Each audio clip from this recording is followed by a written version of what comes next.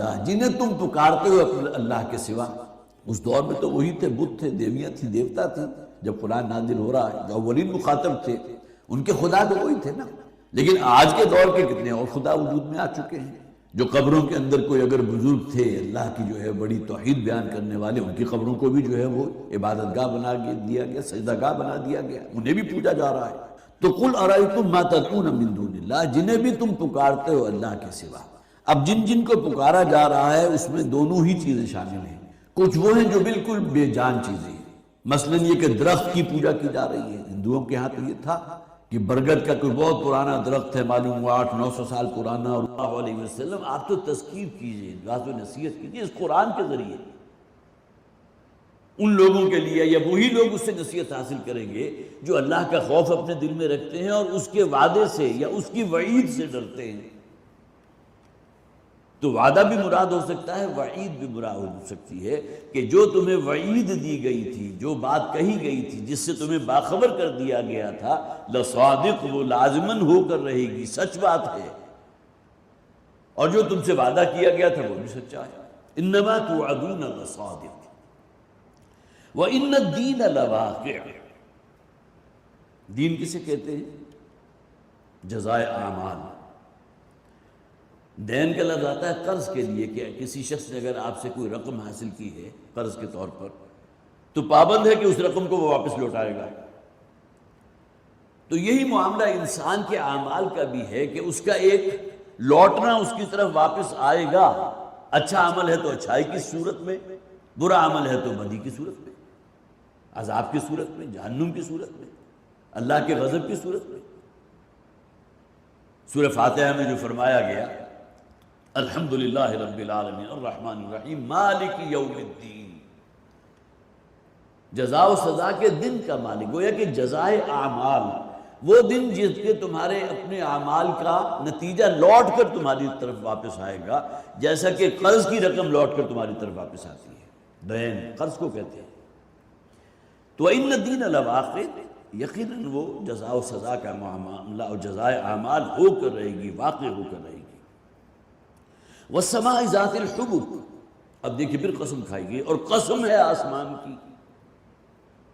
یہ جو نیلی چھتری ہمیں نظر آتی ہے، سما کہتے ہیں بلندی کو۔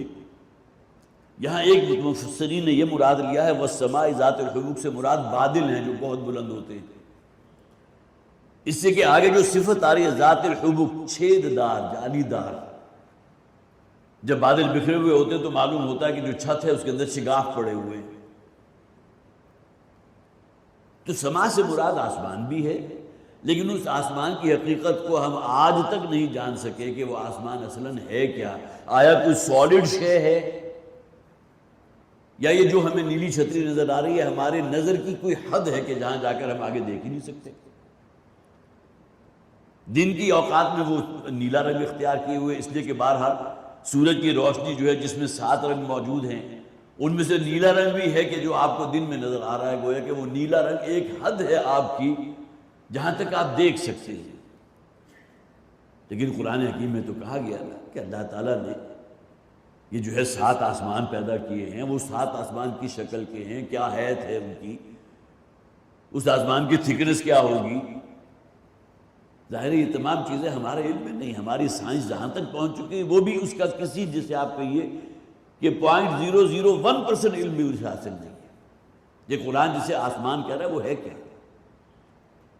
لیکن سما کا لفظ آسمانوں کے لیے ہم نے اس زمین و آسمان کو پیدا کیا، اور 7 آسمانوں کا ذکر 6 دنوں میں پیدا کیا۔ کتنی آیات موجود ہے قرآن حکیم میں۔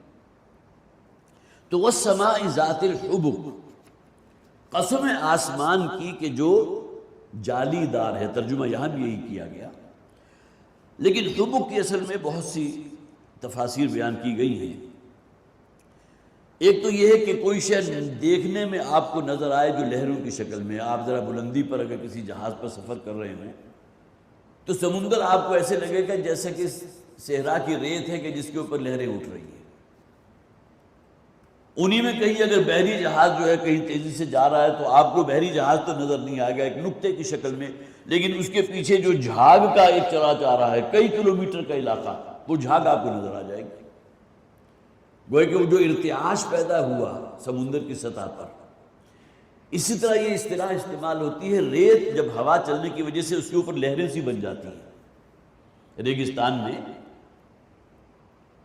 ممکن ہے کہ مجھے یا آپ کو کبھی موقع نہ ملا ہو، لیکن وہ تصاویر دیکھنے کا تو یقیناً اتفاق ہوا ہوگا کہ جہاں آپ کو ریت جو ہے لہروں کی شکل میں نظر آ رہی، وہ ہواؤں کی وجہ سے ہوتا ہے۔ ہوا چلتی ہے تو گویا کہ وہ ریت جو ہے مختلف جگہ مختلف لیئرز کی شکل اختیار کر لیتی ہے۔ تو حبک کے معنی یہ بھی ہے۔ پھر حبک کہا گیا جس میں چھید موجود ہوں۔ ایک تو معاملہ یہ بھی ہے کہ قیامت کا جو نقشہ کھینچا گیا کہ آسمان اور زمین وہ نہیں ہوگی جو تمہیں آج نظر آ رہی ہے، بلکہ آسمان میں جو ہے وہ چھید ہو جائیں گے، آسمان جو ہے وہ جالی دار ہو جائے گا۔ اور انہی چھیدوں کی بنیاد پھر یہاں یہ بھی کہا گیا کہ سما سے مراد بادل ہیں، کہ بادل اگر یا تو بادل جو ہے پوری طرح تنی ہوئی چھت ہو تب تو بالکل ٹھیک ہے، لیکن ورنہ جگہ جگہ ہو تو آپ کو جیسا کہ میں نے عرض کیا یوں محسوس ہوتا ہے کہ جیسے یہاں آسمان کے اندر کوئی چھید ہوئے میں سوراخ ہے، ان کی شکلیں بھی تبدیل ہوتی رہتی ہیں۔ اچھا، دن کے اوقات میں تو یہ صورت، اور رات کے اوقات میں یہی آسمان ہے جو جالی دار کہا گیا نا، جس طرح کسی دوپٹے کے اوپر جو ہے گوٹی، ستارہ، سلمہ، پتہ نہیں کیا کیا چیزیں ہوتی ہیں، اس کی وجہ سے جو جھلملاہٹ اس کے اندر پیدا ہو جاتی ہے، تو یہ بھی مراد لیا گیا کہ آسمان رات کے اوقات میں جس طرح جھلملا رہا ہوتا ہے، بہت خوبصورت ایک دوپٹے کی شکل میں یا چادر کی شکل میں، جس کے اوپر ٹانگ دیا گئے ہوں مختلف چیزیں جو جھلملا رہی ہیں۔ تو یہ تمام انداز ہیں کہ جس کی تفاسیر جو ہے آپ کو مفسرین کے ہاں مل جائے گی، جس کا مفہوم کہ ذات الحبک سے مراد کیا ہے۔ سوراخ بھی مراد ہو سکتے ہیں، اس میں وہ جو ایک لہروں کی شکل ہے جو وہ بھی مراد ہو سکتی ہے۔ اسی طرح رات کے اوقات میں جالی دار کہا گیا، وہ جھلملاتے ہوئے ستاروں کی شکل میں یہ آسمان تمہیں نظر آتا ہے۔ دن کے اوقات میں اگر بادل ہوں تو مختلف چھید آپ کو اس میں نظر آئیں گے۔ یہ مختلف شکلیں ہیں کہ جو آپ اپنے مشاہدے میں دیکھ سکتے ہیں، یہ آپ کا روزانہ کا معمول ہے، دیکھتے ہیں۔ تو پھر وہی بات جیسے کہ میں نے عرض کیا تھا کہ یہ پورا نظام آخر ایک ہستی ہے کہ جس کے کنٹرول میں ہے، جس نے یہ آسمان بنایا، جس نے زمین بنائی، جس نے یہ بادل بنائے، جو لاکھوں نہیں، کروڑ نہیں، اربوں ٹن پانی اپنے اندر لے کر جو ہے اللہ کے حکم سے برساتے ہیں۔ ابھی جیسا کہ کیلکولیشن میں نے آپ کے سامنے رکھی تھی۔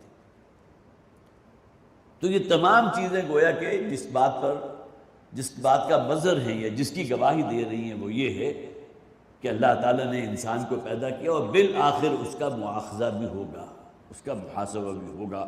انما توعدون لصادق وان الدین لواقع، یقیناً جو وعدہ تم سے کیا گیا تھا یا جو وعید تمہیں سنائی گئی تھی وہ پکی ہے، سچی ہے، ہو کر رہے گی، اور جزا و سزا کا دن واقع ہو کر رہے گا۔ انکم لفی قول مختلف، یہ مکی صورت ہے، لہذا مخاطبین کون تھے؟ مکہ کے رہنے والے۔ بڑے بڑے اعتراض انہوں نے قرآن پر کیے۔ اب یہ آیات بھی نازل ہو رہی ہیں تو معترضین کے لیے تو چپ رہنے کا کوئی موقع نہیں تھا نا۔ کبھی اسے جادوگری کہہ دیا گیا، کبھی ساحری کہہ دیا گیا، کبھی شاعری کہہ دیا گیا، کبھی کہانت کہہ دیا گیا، کبھی یہ کہا گیا کہ اگر اللہ تعالیٰ کو ہماری طرف کسی رسول کو بھیجنا ہی تھا تو کسی فرشتے کو رسول بنا کر بھیجتے۔ انکم لفی قول مختلف، اصل معاملہ یہ ہے کہ تم اختلاف میں مبتلا ہو چکے، تمہارے اندر مختلف عقائد و نظریات پیدا ہو چکے ہیں۔ کچھ لوگ وہ ہیں جو یہ سمجھتے ہیں جو کچھ بھی ہے دنیا کی زندگی ہے، دنیا کے بعد کسی زندگی کو ہم ماننے کو تیار ہی نہیں۔ ان ہی الا حیاتنا الدنیا نموت ونحیا وما یہلکنا الا الدہر۔ کچھ لوگ کہتے ہیں نہیں، کچھ ظن تو ہے، ان نظن الا ظنا، دل میں خیال تو آتا ہے کہ آخرت ہونی چاہیے، جزا و سزا ہونی چاہیے، بروں کو برا بدلہ ملنا چاہیے۔ اس لیے کہ کتنے ہی ایسے برے ہیں جنہیں آپ اس دنیاوی معیار پر کوئی سزا دینا چاہیں تو دے ہی نہیں سکتے۔ ایک شخص نے 10 افراد کو قتل کر دیا، آپ کیا سزا دیں گے اسے؟ 10 خاندان جو ہے بے سہارا ہو گئے، ممکن ہے 10 بیوائیں جو ہیں ان کے شوہر جو ان سے جدا ہو گئے، کتنے بچے یتیم ہو گئے۔ اس شخص کو آپ سزا دینا چاہیں تو کیا دیں گے؟ پھانسی لٹکا دیں گے، اس کی گردن اس کے تن سے جدا کر دیں گے، لیکن یہ سزا اس کے مطابق نہیں ہے جو جرم اس نے کیا۔ اتنی کچھ عقل تو انسان کو اللہ نے دی ہے نا۔ تو ان نظن الا ظنا، یہ بھی خیال آتا ہے کہ ہاں کچھ ظن کے درجے میں، کچھ ظن و تخمین جسے کہتے ہیں، یخرسون کا لفظ بھی آگے آ جائے گا. تو مختلف قسم کے عقائد اور نظریات تمہارے اندر پیدا ہو گئے اس دنیا کی زندگی کے بارے میں، آخرت کے بارے میں. یؤفک عنہ من افک، الٹا لیا جاتا ہے، پچھلا لیا جاتا ہے وہی کہ جو الٹایا گیا ہو. دیکھیں اس قرآن کی ہدایت سے یا اس کے نزول کے بعد کتنے لوگ وہ تھے جنہوں نے اس کی دعوت کو ایکسیپٹ کیا. انہوں نے یہ سمجھا کہ یہ بات صحیح ہے جو محمد کہہ رہے ہیں صلی اللہ علیہ وسلم، ہمارے دل لگتی بات ہے. اس کی جو مثال سب سے ٹاپ پر ہے وہ حضرت ابوبکر صدیق رضی اللہ تعالیٰ عنہ کی مثال ہے کہ ادھر ان تک اس دعوت توحید پہنچی، فوراً لبیک کہہ کر اسے قبول کر لیا. بالکل اسی طرح جس کا نقشہ کھینچا گیا سورہ نور میں، یکاد زیتھا یضیء ولو لم تمسسہ نار. جس طرح وہ پیٹرول کہہ لیجئے یا کوئی بھی ایسا مادہ جو بھڑکنے والا ہو، ابھی آگ نے اسے چھوا بھی نہیں اور وہ فوراً آگے پکڑ جو ہے لپک کر اس آگ کو قبول کر لیتا ہے. تو نظریہ توحید جو محمد رسول اللہ صلی اللہ علیہ وسلم نے پیش کیا تو اس کو اس طرح قبول کرنے والے لوگ بھی تو موجود تھے، اور اس میں ابو جہل جیسا کردار بھی تھا، ابو لہب جیسا کردار بھی تھا، ولید جیسے سردار بھی موجود تھے، عتبہ جیسے سردار بھی موجود تھے. تو گویا کہ وہ جو دعوت محمد پیش کر رہے ہیں صلی اللہ علیہ وسلم، جو حقائق قرآن حکیم بیان کر رہا ہے، ان کے سامنے رکھ رہا ہے، معدود چند لوگ ہی وہ ہیں کہ جو اس کو قبول کرنے والے ہیں.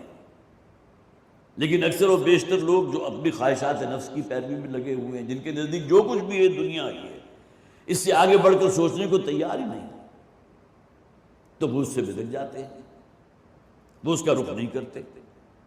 قتل الخراصون، اب یہ تبصرہ ہے جو اللہ کی طرف سے پیش کر دیا گیا، ہلاک اور تباہ و برباد ہو جائیں یہ لوگ کہ جو اٹکل پچو کی بنیاد پر اپنے عقیدے کی بنیاد رکھے ہوئے ہیں.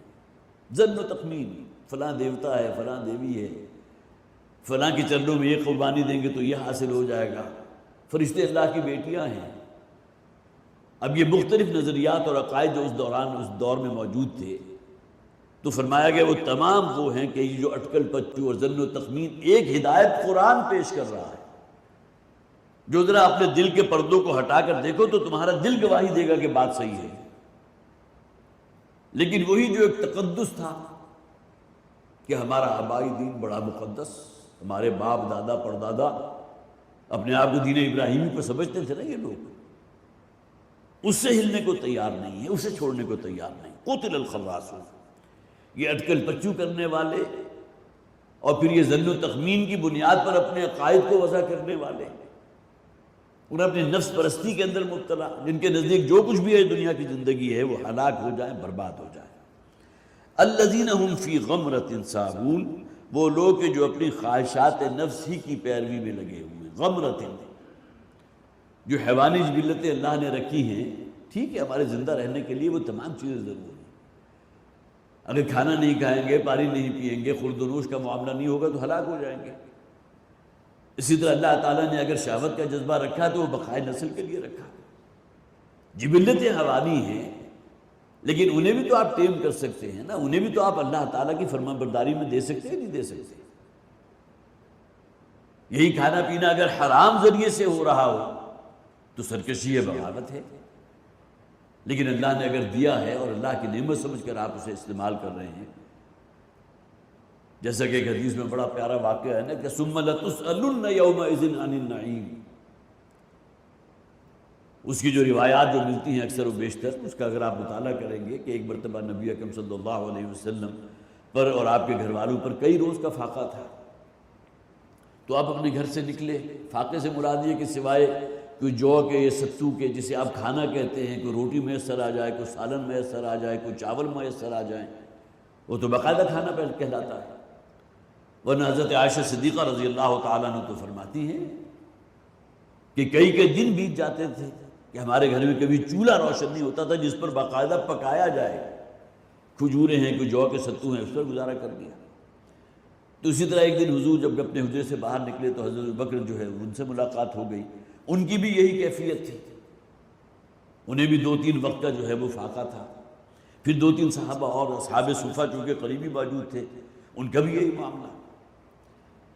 تو ذرا تھوڑا باہر مدینہ کی ذرا مضافات کی طرف، ظاہر مدینہ بڑی چھوٹی سی بستی تھی اس وقت، اس کی مضافات کی طرف نکلے تو ایک انصاری صحابی کے جن کا کھجوروں کا باغ تھا، انہوں نے اچانک حضور کو دیکھا تو بہت خوش ہوئے اور حضور کو جو ہے وہ مجبور کیا کہ آپ میرے باغ میں تشریف لائیں۔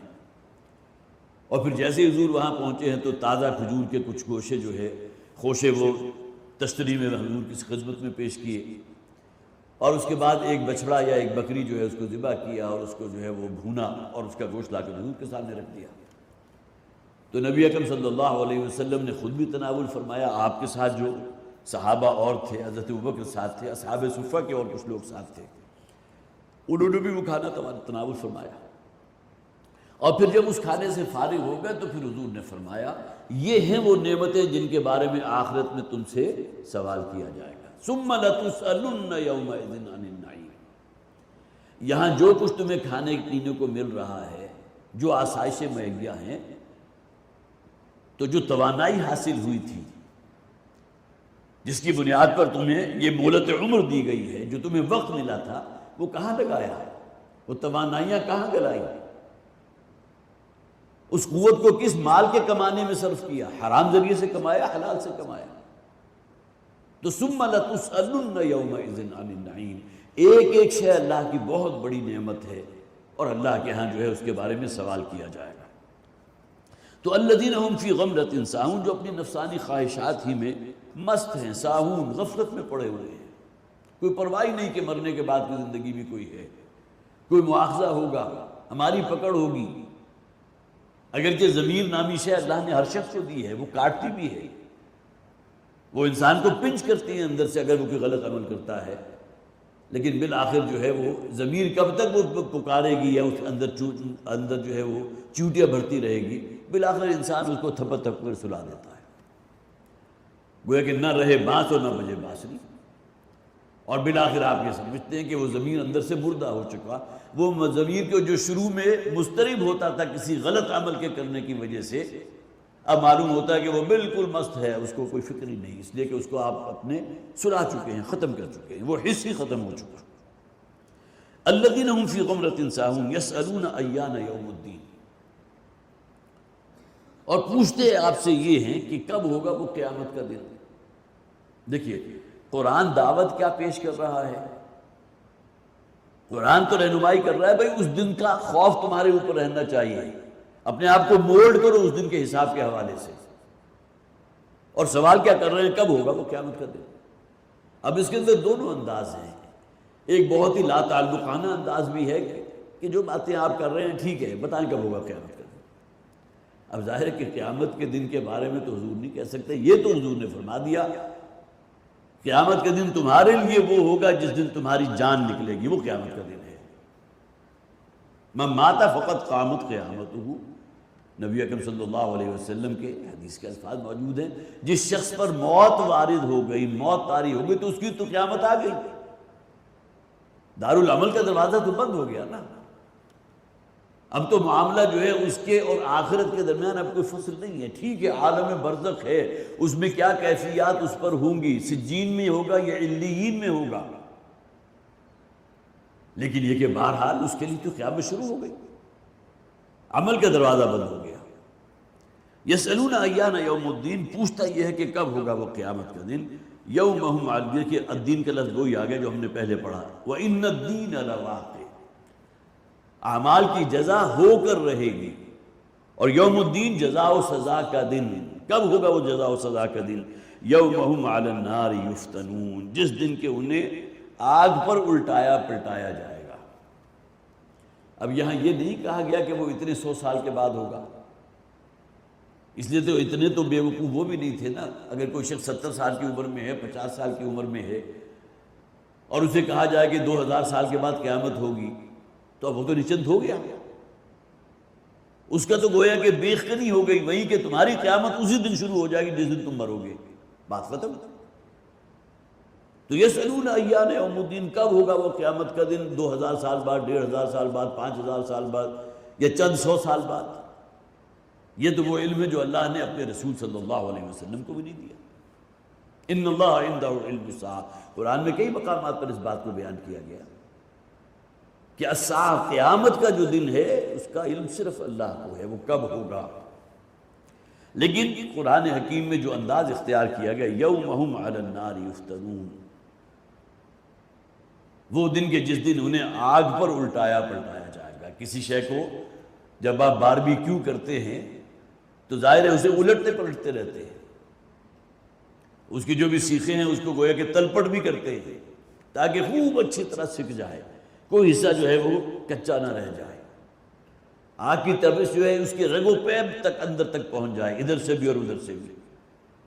فتنہ اگرچہ کہتے ہیں کسوٹی کو، چاندی یا سونے کو پگھلا کر، گویا کہ یہ پگھلنے کا عمل یہاں بھی ہے، پگھلا کر اندازہ لگایا جاتا تھا کہ اس میں کتنا کھوٹ واقع ہے۔ بعد میں پھر وہ کسوٹی بھی وجود میں آ گئی، ایک پتھر ہے خاص قسم کا جس پر گھس کر آپ اندازہ لگا سکتے ہیں کہ سونے کے اندر کھوٹ کتنا ہے، اور سناروں کے پاس وہ جو ہے وہ کسوٹی موجود ہوتی ہے۔ اگر آپ کو زیور لے کر جاتے ہیں بیچنے کے لیے تو پہلے ایک مرتبہ اس کو گھس کر دیکھ لیتے ہیں۔ آج بھی گویا کہ وہی عمل ہو رہا ہے، کسوٹی، کسوٹی جس کو کہتے ہیں۔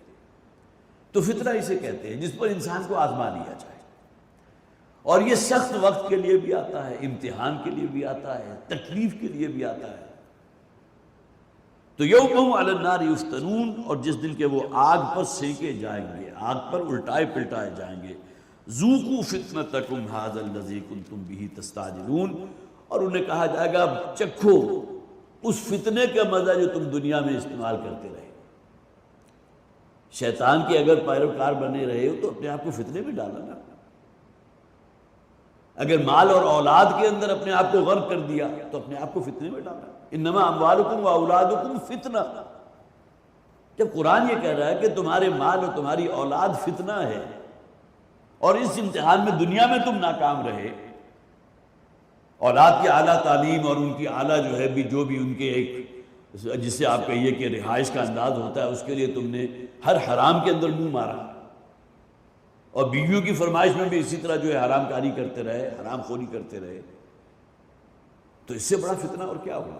انما اموالکم و اولادکم فتنہ، تمہارے مال اور تمہاری اولاد دونوں فتنہ ہے۔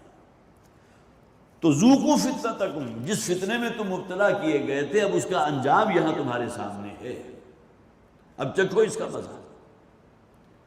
یہ آگ جو ہے، اس جہنم کی آگ کو دنیا کی آگ پر قیاس نہ کرنا۔ یہ آگ تو وہ ہے جس کے لیے حدیث میں الفاظ ہیں جو 70 سال دہکائی گئی اور اس کے بعد اس کا رنگ تبدیل ہوا، پھر 70 سال اور جو ہے اس کو دہکایا گیا، بالآخر اس کا رنگ جو ہے سیاہ ہو گیا۔ اب یہ ہمارے صرف بات سمجھانے کے لیے ہے، ورنہ ہمیں معلوم ہے تپش مختلف ہوتی ہے۔ لکڑی کی تپش کوئی اور ہوگی، آپ جو کول ہے، جو آپ پتھر کا کولا حاصل کرتے ہیں اس کی تپش کچھ اور ہوگی۔ اسی طرح جو نیوکلیئر جو بھی ویپن ہوتا ہے اس کے وجہ سے جو حرارت ہوتی ہے اس کا کیا انداز، جو کروڑوں ڈگری سینٹی گریڈ ہوتا ہے۔ تو یہ مختلف تپش کے پیمانے ہیں نا، ایک جہنم کی آگ بھی ہے۔ قُلْ نَارُ جَهَنَّمَ أَشَدُّ حَرًّا، غزوہ تبوک کے موقع پر جب منافقین نے جو ہے روکنے کی کوشش کی تھی صادق الایمان لوگوں کو، مسلمانوں کو، جو حضور کے جلوہ میں جو ہے وہ غزوے کے لیے جا رہے تھے، حضور کی کمانڈ میں تقریباً 30,000 کا لشکر تھا، بہت سخت گرمی کا موسم، قحط کا عالم، تو ان کی طرف سے کہا گیا اپنے آپ کو ہلاکت میں ڈالتے ہو اتنی شدید گرمی میں، اور کہاں سلطنت روما سے ٹکراؤ، لاکھوں کی فوج وہاں موجود سرحدوں پر۔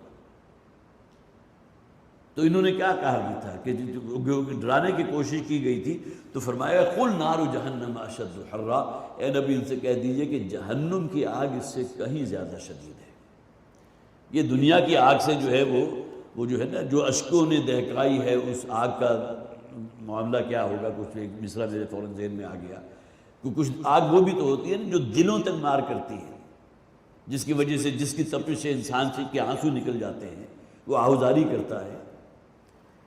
تو یومہم علی النار یفتنون ذوقوا فتنتکم ھذا الذی کنتم بہ تستعجلون، اس دن وہ آگ پر الٹائے پلٹائے جائیں گے، سینکے جائیں گے، اور انہیں کہا جائے گا ذوقوا فتنتکم، اب یہ ہے وہ تمہارے انجام جس فتنے میں تم مبتلا ہوئے تھا، ھذا الذی کنتم بہ تستعجلون، جس کے لیے تم بڑی جلدی مچا رہا کرتے تھے۔ یسألون ایان، کب ہوگا وہ قیامت کا دن، لے آؤ قیامت ہمارے اوپر، آج تمہیں معلوم ہو جائے گا، جس کے لیے تم بڑی تستعجلون، بڑی جلدی مچایا کرتے تھے، اب اس جہنم کا تمہارے سامنے ہے معاملہ، اس کی چنگھاڑ اور اس کی جو ہے وہ تپش تم محسوس کر رہے ہو۔ ان المتقین فی جنات وعیون۔ اب یہاں 14 آیات یہاں ختم ہو گئی تھی، جہاں گویا کہ اختتام ہوا ہے ان منکرین کے انجام کی طرف کہ جنہوں نے اس قرآن کی دعوت کو رد کیا تھا، یا یہ کہ بہرحال وہ لوگ بھی جو قرآن کو مانتے تو ہیں لیکن یہ کہ اس پر عمل کرنے کو اور اس کے مطابق اپنے آپ کو ڈھالنے کو تیار نہیں۔ اس لیے کہ بہرحال یہ اپنی جگہ بہت بڑی حقیقت ہے کہ جہنم صرف کافروں کے لیے، مشرکوں کے لیے، ہندوؤں کے لیے، سکھوں کے لیے، یہودیوں کے لیے، عیسائیوں کے لیے نہیں ہے۔ وہاں معاملہ ہوگا عمل کی بنیاد پر، کردار کی بنیاد پر، سیرت کی بنیاد پر، ایمان کی بنیاد پر۔ اصل شے تو ایمان ہے۔ آپ اگر کچھ اس دنیا میں تکلیف برداشت بھی کر رہے ہیں، اپنے آپ کو صرف حلال پر قانے رکھا ہے، تو کس وجہ سے؟ تاکہ آپ کا رب راضی ہو۔ ایمان تو ہے۔